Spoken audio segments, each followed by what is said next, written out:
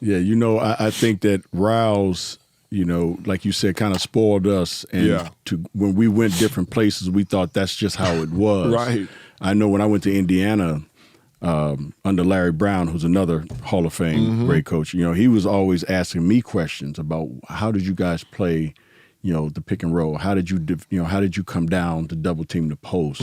What did you guys do, if anything, off the court? I was like, oh, LB, man, you don't understand. I mean, it was a family organization, and he started to get it. But what it also did for me, Junior, is it got me prepared when I started to think about going into coaching. Right. That's how I would do with my teams. Right. And I still feel to this day. And I felt this with my New Orleans teams. And you remember my New Orleans teams with David West and Chris Paul, Tyson Chandler, and those guys, Peja Strarkovich, is that I've always said that, if I got great chemistry and good talent, I'm going to win. Right, right. And that's what we had in New Orleans. We had we probably had above, talent, with some of the guys that we had. We had some very talented players, but we had tremendous chemistry.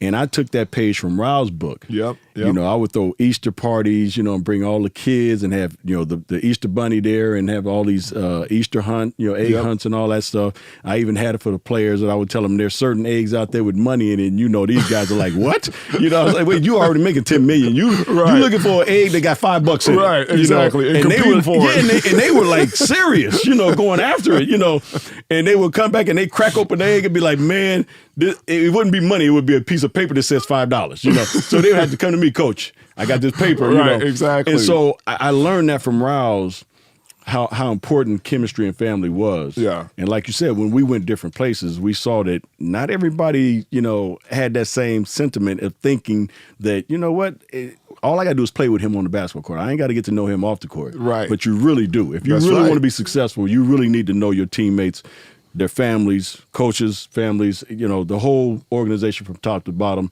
And like you said earlier, Dr. Buss was instrumental in putting that into place, and then everybody just kind of fell in place, which I thought was fantastic. That's why to this day, I still bleed purple and gold. Yeah. I'm still a Laker no matter 100%. what. I mean, I went to Indiana, I coached these other I'm a Laker no matter what. Right. And I love Jeannie. So, you know Absolutely. how we feel about Jeannie. Yep.